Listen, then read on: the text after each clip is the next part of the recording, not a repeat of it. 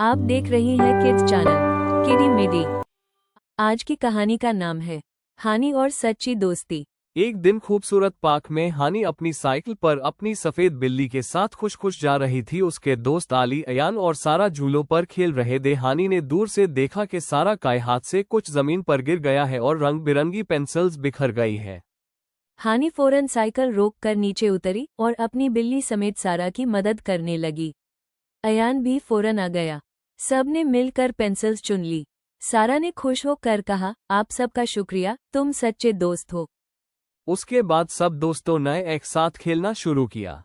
हानी ने दिल में सोचा, दोस्ती का मतलब है एक दूसरे की मदद करना, चाहे वक्त खुशी का हो या मुश्किल का।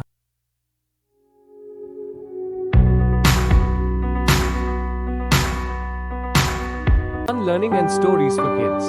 Best for kids. Subscribe now.